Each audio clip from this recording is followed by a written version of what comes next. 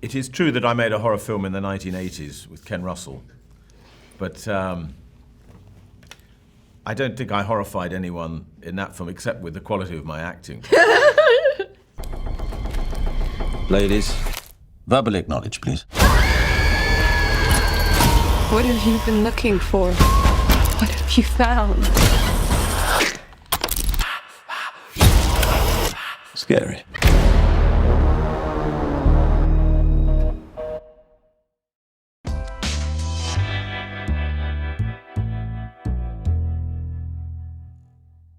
Hey, Hi, hey, Chris. Hugh. I gotta ask you. So you've played a lot of bad guys before, but often, not meant to scare audiences.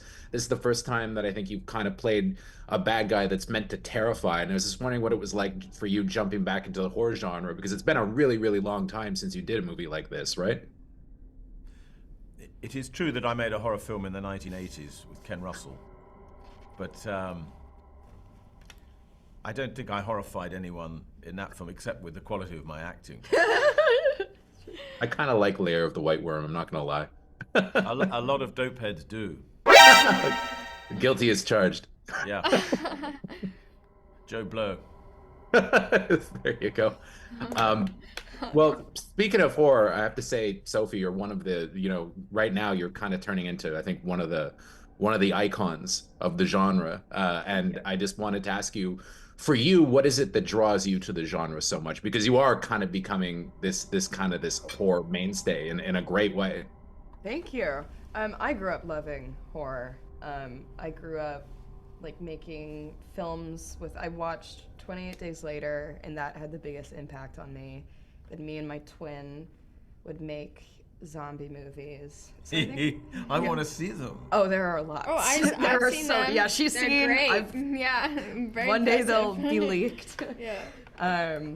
But I guess I just grew up being attracted to darker stories and darker things. Have you been the baddie yet? What? Are you ever the bad person in the horror films? No, but I would love to do that and not be the, well, in this, I'm not the final girl, you are. But I think there's a lot more fun in that, in being the villain. But yeah, I've always just been I love horror movies. I would love to explore different genres, but I think it's really fun right now. And Chloe, I mean, one of the things that I liked about the movie was that I find that there's this kind of tendency in a lot of films nowadays to show when people have, beliefs that they're kind of depicted as naive. And I think that the film really kind of flies in the face of that and subverts expectations. And I was just wondering if you could tell me a little bit about your character and how, her beliefs don't necessarily define her as a person, especially in a situation like this. Oh, where do I start? Yeah, I mean, I think Paxton hasn't had a lot of trials in her life. This is her big trial, as opposed to Sophie's character, who has had other trials in her life, and her religion probably came out of the darkness of that. And so I think Paxton has always been raised in this culture, probably, went to school in Utah. It wasn't weird to be Mormon for her, and she's really strong in how she in her beliefs. And I don't know, I've been debating to myself, is she really that naive? I mean, I think she grew up in a bubble, maybe doesn't know a lot in the world, which is basically the definition of being naive. But I think she has a strength that I admire, that I'm even I wish she believes what she believes because it makes her feel good. And I feel like a lot of times when people think they know everything, they have the upper hand of well, if only you knew what I knew, you wouldn't believe what you believed. And I think Paxton would always just believe what she believed. Sorry, that was way too in-depth. But we did it. And Hugh, I have to ask you, what was it like for you doing something with such a small cast? Because I mean, it's just the three of you on screen for most of the movie. It's not, it's the opposite of when you get this big sprawling cast. And I thought that almost made it feel like a play at times, which is really kind of unique. Yeah, it makes me anxious when people say it's like a play, because if I was listening to your show, I think, I'm not going to see that then. I think it's very cinematic. It is true. There's a lot of dialogue. Yes. I give you that. But thanks to the genius of our directors and our wonderful director of photography, Chung Young Chung, and our production designer, Philip Messina, I think it's super filmy. Yeah. Not at all like a play, so damn you. Thank you very much. Hey, so interesting thing, after watching this movie last night, when I returned to my Toronto Airbnb, there was a blueberry pie waiting for me. I'm not kidding, it was sent by the studio. No. That was kind of I interesting, didn't get right? one. Yeah, I want to eat blueberry pie I'm after seeing traumatized the now. movie. Well, and not only that, but there was also a blueberry scented candle in the box. Yes, yes. Perfect. Kind of perfect. So I have to ask, I've seen both of you in pretty sprawling stuff before. Like, I mean, I imagine Yellow Jacket's pretty epic shoot, and The Fablemans. I mean, Spielberg doesn't get much more epic than that. Doesn't, yeah. No, but this is like, I was almost thinking it can almost be a play in some ways. Like you could do a stage version of this. Like it would be probably one of the darkest plays I've ever seen. But it would have been, but it'd be fascinating. Can you talk a little bit about filming that? What it was like being in such close quarters and shooting it with such a small cast this time so intimately? Yeah, we had rehearsals beforehand, and I think that helped us so much just to get it in our bodies and just say the language out loud and figure out the timing, because the entire thing is about timing. Sure. And it's about figuring out chemistry. And we developed chemistry right off the bat. I mean, in the callback, we bonded, and it just kind of clicked. But having those rehearsals, I think, was vital in making it feel real and lived in and interesting. Yeah, it's hard to make it interesting when there's so much So much dialogue. talking. Especially when people are expecting a horror movie or a thriller. I feel like it puts more action and a lot of physicality. But it's a lot of dialogue for Sure. the most part. But I think in combination with the cinematography, the way it came together, I think, works so well to really maximize the play aspect of it, of just three people talking and talking. Well, I mean, I'm a huge horror fan, and horror's massive on the site, and I think it really does work quite well as a horror movie because it messes you up psychologically Yeah. very well, and that could be the most scary thing of all. Yeah. Oh, absolutely. Yeah. It says interesting things about faith as well, because I came from kind of a faith background as well when I was young, and it's what I liked about it is that you almost expect the characters to be somewhat naive, but then as it starts to go on, they're really not, and they're quite capable of jousting with Right. Hugh Grant's character, right? Want to play? Yeah. So it's a little bit different. Was that different from what you were expecting when you read the script and when you guys got started on the movie? It definitely, I mean, as I was reading the script, I remember just admiring Barnes and being like, whoa, she's really well spoken. She's smart. She stands her ground from not from the beginning, but like as soon as she sees the candle and realizes the situation that she's in, she takes charge. And I was like, that's admirable. Yeah, I think both of the characters, for different reasons, are very admirable. I think Paxton growing up in religion, she adopted it. It wasn't weird to be religious. I'm sure all of her friends in Utah were, like it wasn't, you didn't have to stand strong against everyone who thinks differently than you. So I think this puts her in a position of, do I actually believe this? And seeing the strength that she has, or maybe doesn't have, I don't know, based on if anyone's seen the movie, but yeah, you kind of just see how that's fleshed out.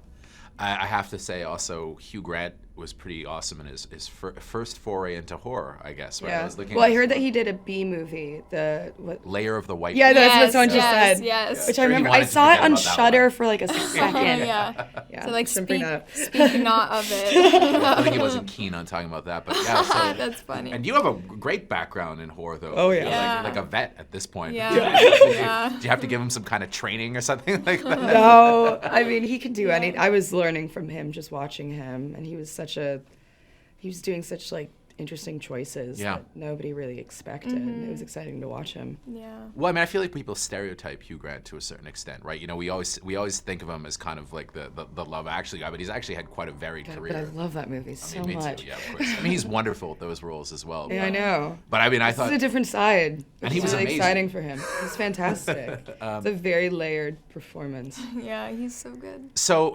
It's interesting. This is also an A24 movie, right? As film fans, I would assume it's weird that most studios don't have kind of a cult around them that A24 does. Yeah, right? It feels like when A24 puts out something, people are like, oh, we're going to see it regardless of what kind of movie it is because it's A24. It does kind of feel like that, yeah. Do you have any thoughts on that? As I know you're a horror fan specifically. Yeah, I just feel lucky. And as soon as I saw the audition, I was like, okay, I'm going to have to do this, no matter what. I felt the same way. Yeah. It's just the most heightened. A24 is the best.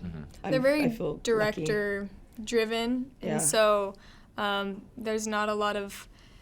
They really let the people who are working on it have their jobs, and there's not a ton of interference. It feels like, or at least I've heard, and I think that's why the movies are so good and so unique, and they stand out because they are. There's no other voices or studio kind of controlling what the audience wants to see. They just make movies that they want to see. Did you get to attend the premiere last night? I mean, I know you were there for the Q&A, but did you actually watch the movie with the audience? That was second time watching it. And it's interesting. Watching it the second time with an audience made such a big difference. Sure. Yeah. I liked the movie so much more. I mean, I loved the movie the first time I saw it, but you just notice so many more details. You feel the energy of the audience. I think it's important. I'm so glad that it's going to theaters. Yeah. Because it's so important to feel the tension in the audience and then the release when it gets funny. So I'm glad I sat through it again. Yeah. Right. I love seeing movies with a theater, like a live audience, and especially an engaged one. And you don't get that really often. Engaged. Yeah. I mean, of course, at film festivals, people are going because they want to see the movie. Yeah. But it was, there's so many parts that people laughed that I didn't expect them to. Where even just within the spidered, editing. everyone's like, ah! You know, like screaming. Yeah. Yeah, I didn't expect it. So what do you think, one of the things that's also interesting about the movie is that it leaves you with a lot of questions, right? And questioning things, and it's pretty, like, it's a lot of movie, right? Like, it's pretty, it's there's a lot to chew on after it's over. What do you think? Do you when you watch a movie like this, do you prefer that when you watch a film that kind of doesn't necessarily, check all the boxes for you? It'd rather just let you make up your own mind about things and leave you with questions afterwards. It feels like that's something that studios and horror movies in general don't necessarily do like they used to. This reminds me more of something like The Exorcist from the 70s or something, where they want you to feel unsettled at the end. Absolutely. I think it's the most effective that way because it leaves you thinking about it more. And when it's completely concrete, you're like, oh, that happened and I can move on. I think this sticks with you a bit more than other movies. There's nothing I hate more when movies just bang it over your head. It's like, and this is resolution. What it is, you know? Yeah. I like to almost be confused when I watch a movie and then after try to figure it out before looking it up. And that's what makes rewatching it Yeah. fun. Because you're like, oh, maybe I have a different perspective this time. Right. Welcome. We need to return to the church. If you aren't ready to leave, you'll have to exit through the back of my house. So which door? It's a simple choice, but it should not be made simply. Belief or disbelief. What happens if we choose the wrong door? So I got to say, the interesting thing last night, I got home from the screening and there was a box waiting for me at my Airbnb. I don't know if you've heard about what it was. So I opened it up and it was a small blueberry pie and a blueberry scented candle. Oh man, that's incredible! Wow, cool. That was breakfast sorted this morning. Oh, good. Yeah. But a nice little piece of viral marketing. That's Yeah. So I was at the screening of this last night, and I thought it was pretty raucous. Like, people seemed like they were really into it. I was wondering if you were there. Did you watch the movie with an audience? And had you seen it with an audience before? So that was really our first experience with an audience of that size. It's one of those things that you try your best as a filmmaker to anticipate where the audience is going to react, but there's so many more surprises when you're seeing it with people that are reacting for the first time. It's fun, though, because the movie, as designed, like, it's supposed to scare you, provoke you, but also make you laugh in uncomfortable situations, and to experience that together, that's the power of cinema. That's why we love making movies. Exactly. It's like, and that's the fun of the genre. It's like going to name any genre movie, going there opening Friday night and watching the audience and how a fun kind of roller coaster can reverberate through the audience. It's kind of our cinema owners, because we love the theatrical experience so much. It's so important to us, and I was like taking that ride with it was just really special. special, really special. One thing that was really interesting about the movie for me was that it was so contained that it felt almost like a play at times. Like you could do a stage version of this and it'd be really interesting. Actually, it would be kind of it would be a really kind of interesting production. And I was just wondering, was that something that was conscious, where it was developed in some way? Yeah, to a certain degree. I mean, one of the talking points that we had early on was Oleana by David Mamet. Like, of course, a piece about gender politics, and you see that evolve in the different acts of like coming across like kind of just this innocent conversation, and then all of a sudden, like, you know, you're starting to boil water and you start to see it bubble and then all of a sudden simmer over. And even that production, I mean, that has like 3 different endings that have been produced, and so for us, like, that was a bit of a blueprint of having something where you can make a movie that could exist on stage, but if you're going to make it a movie, you also have to make it really cinematic and use all the tools of cinema for that. I also think there's this aspect of like, because we've written a few genre movies, and there's kind of the usual bag of tricks if it's like a monster or a ghost or whatever, and so we just got excited by the challenge of like, can the scares come from dialogue? Like, that was a question we kept asking ourselves. Can it come from ideas? Can we get inside people's heads, and maybe this one's a little less about jump out of your seat jump scares and a little bit more cerebral. Like, that was fun for us. So going heavy on dialogue and atmosphere and performance was just a cool challenge. Was it always going to be Hugh Grant? It was. It feels like it should have been, right? Like it feels. But like writing the script, like, I don't think we ever have somebody in mind, because that's a dangerous game, because you're never going to get them. But I think it seemed to us daunting, if we were actors, to get a script that ostensibly is a stage play. It's so much dialogue, and try to make all those little moments work, where you pivot from being humorous to being totally unnerving within like sometimes a span of 30 seconds. But all of a sudden we started thinking about Hugh, and we were thinking about, he's incredibly charming and he's charismatic, but he also is highly intelligent, and he's scrutinizing systems in his real life and institutions, and the collision of those attributes all of a sudden kind of locked into place for us. Seeing his work in the last 10 years too, where he's totally turned his career on its head, has been an exciting thing to watch from afar. We love when actors are known for something and then do a 180-degree turn and weaponize, you know, their relationship with an audience against them to do something really provocative. He almost like reminded me in this a bit of I don't know why, but the vibe I was getting was like Patrick McGowan or something. Oh yeah, like that, like Scanners. And I was like, he has that. You know, I never saw him. Yeah, absolutely. That's funny. I love that. He's so. I mean, the thing about him too is, you do go in with kind of this, I wouldn't say baggage, because it's not necessary. I think people really like him. Yeah. But you do kind of expect one thing, and then you get something else, and I mean, just talk a little bit about his look, even. You know, like his look is kind of with the glasses and stuff like that, and the sweaters. You know, I mean, his look was something we spent so much time on it, because Hugh really he's usually wearing like sharp suits, like even at the premiere last night. At Comic-Con, he showed up in a 3-piece suit. Totally. Yeah, and I mean, after filming every day, it was like we didn't recognize. There was Mr. Reed, and then there was Hugh, and they were like 2 completely different people. But yeah, we had a brilliant costume designer, Betsy Hyman, who did Pulp Fiction, Reservoir Dogs. I've never heard of those. Famous. One of the best, you know, it's like one of our heroes, and she provided a bunch of different looks. There was like 8 different looks that we had, and we were like, I think we love them all. They're all so great, and they were all different. You know, like one was kind of like more of a Richard Dawkins look. One was more of like a Keith Raniere from NXIVM look, kind of like using different atheist thinkers and cult leaders as inspiration. And then finally, it was like getting close to like, we need to pick something. And Betsy and Hugh come in with this sweater that he almost feels like a game show host, and we all got so excited by the look of that, the glasses and and there's a roadmap for when do the glasses go on, where do they go off, and all figuring out, you know, what are the dynamics at which he's literally shedding layers, but also, you know, portraying something new that you're not quite expecting, you know, when those glasses go on. So. Did you have to explain to him who Jar Jar Binks was, or did he know this? So we have a theory, and we've never talked about it with Hugh, that he may not have watched Phantom Menace before making this movie, but he would have done that in his research, because he's so meticulous that he probably studied Jar Jar Binks and his diction. Every line in the script, if he didn't know what something was, he would ask us, and we would have a conversation about it. Anytime there was like a very challenging pronunciation in the film, he always nailed it without any conversation with us. And so we have to believe he studied Phantom Menace, nailed that Jar Jar. I love to think of Hugh Grant watching Phantom Menace. Yeah, us too. With like a scotch or a brandy. That's right. Yeah.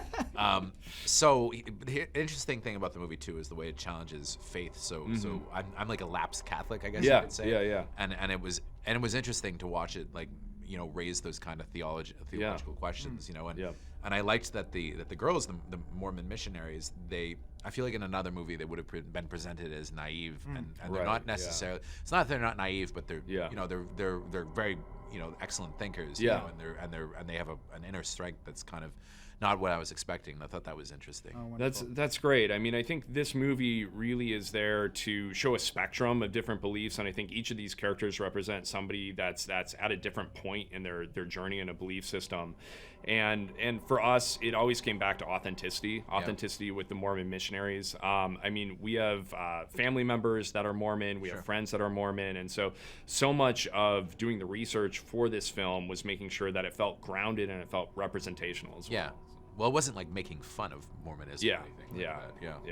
Yeah, and we wanted these young women to be badasses, really, because it's so easy with Mormons, and in particular Mormon missionaries, to kind of make the assumption that they're naive, and maybe they are a little naive in the sense that, like, they're usually pretty young and they haven't seen a lot of the world. But just from our own personal experience, we see the intelligence that's there and the thinking minds, and we wanted to express that.